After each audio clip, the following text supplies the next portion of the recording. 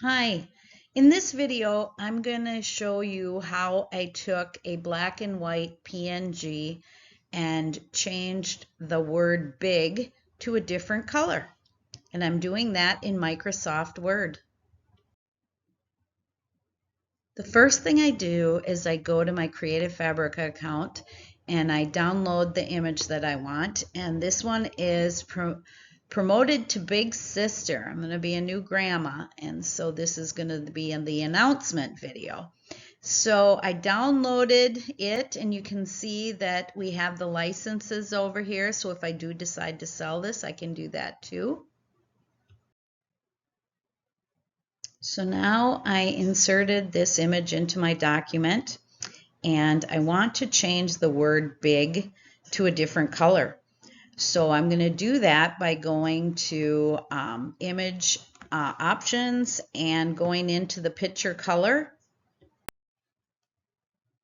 I went up to picture on the top left, and I went into the formatting, and I went up to color.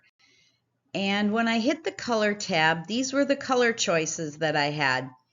As you can see, they put colored background. They had some grainy look to them. None of them were what I wanted. I wasn't liking any of these, so I thought, oh, what am I going to do now? I want to just change that one word in there, and this was not giving me the options that I was looking for.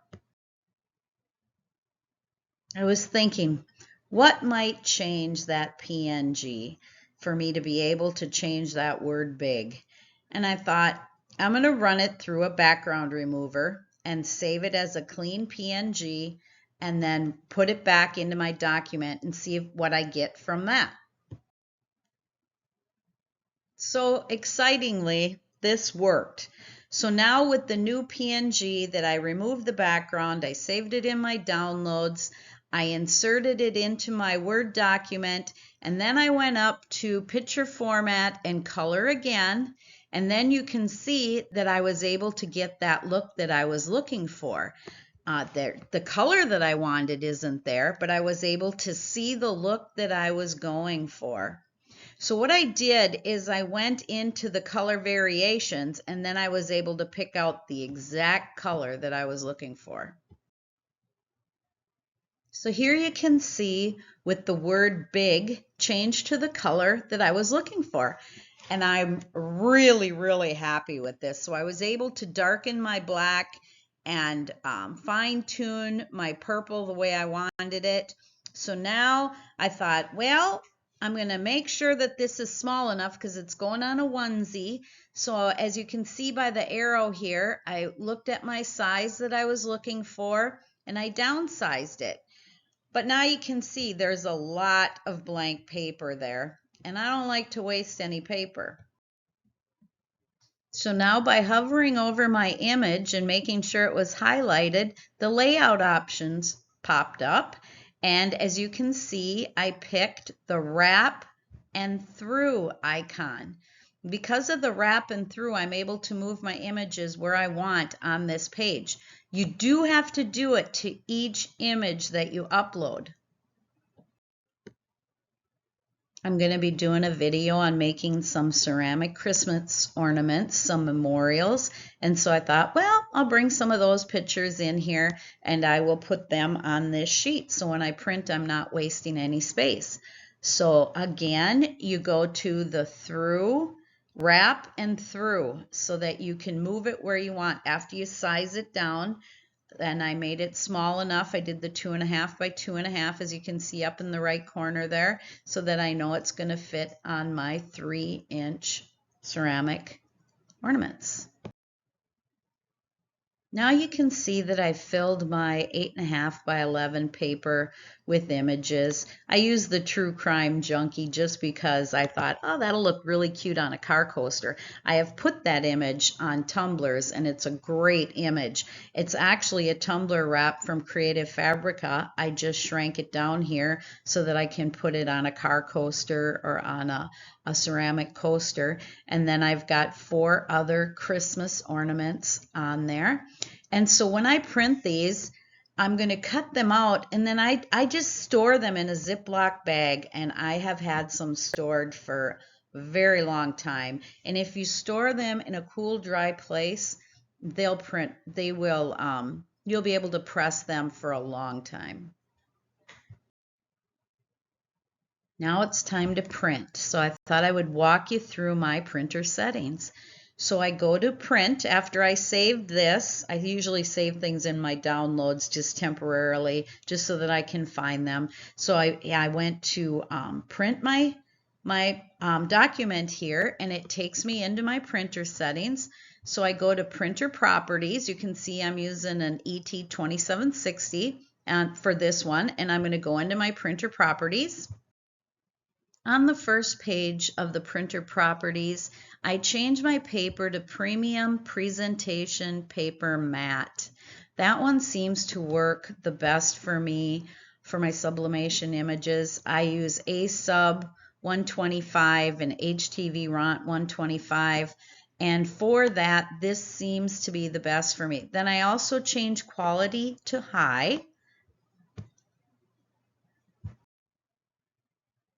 Now I go to the next tab, More Options, and I click on Image Options. And I use the drop-down arrow and I select Emphasize More. And then I check the box Emphasize Thin Lines, and then I hit OK.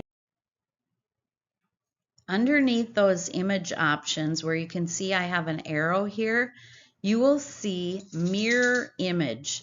You want to check that box, and you want to uncheck high speed. You do not want to print sublimation images with high speed. After you've done that, select OK. Now is the time you're going to load your sublimation paper into your printer the way that you're supposed to for the type of paper that you have. Mine is a back feed, so I put that in there. Don't leave your sublimation paper in your printer. It can absorb moisture in the air, and then when it goes through, you'll get all kinds of funky ink marks from your rollers running through there. It's best to keep your paper sealed in the package that it came in the plastic wrap, and then I keep mine in the box as well. Okay, here is that final print. Now we're going to get ready to prep our blank, and today I'm using a baby onesie that's 100% polyester.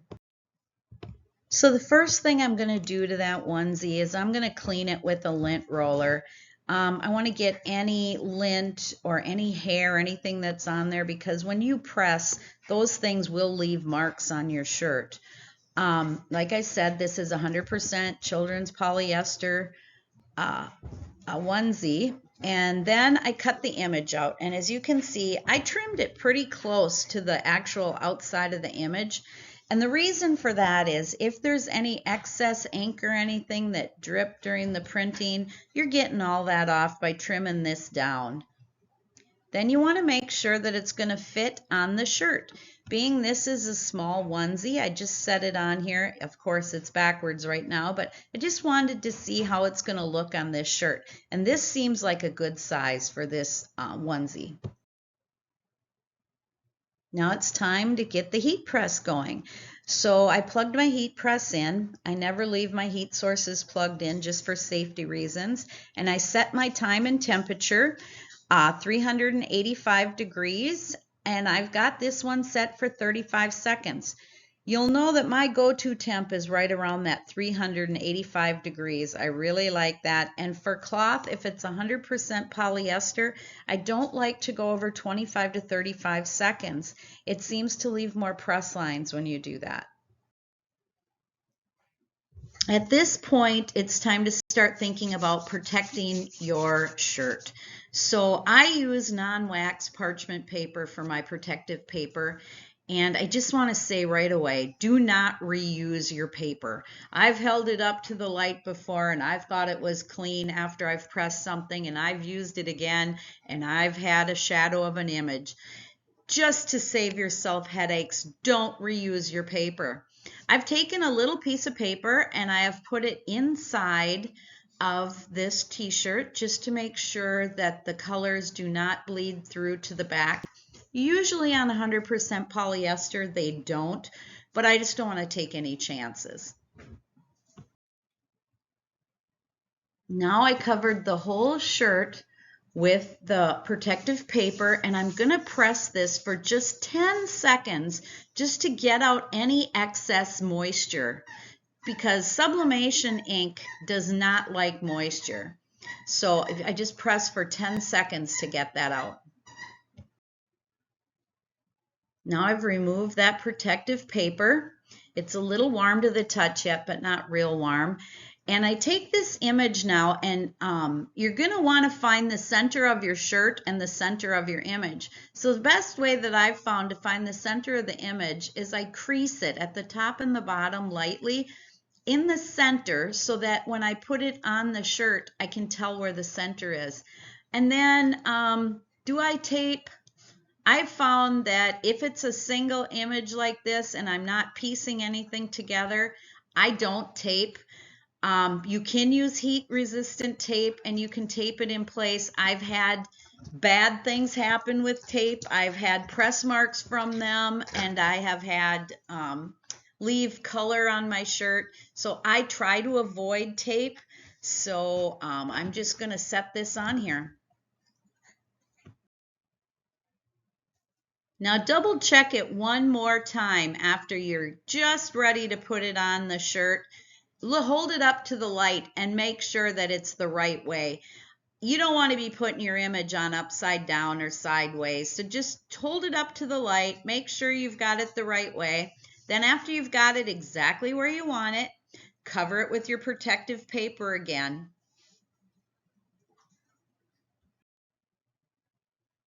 Now when I cover it with protective paper, I make sure that there's paper coming over the edges of the press, as you can see in this picture.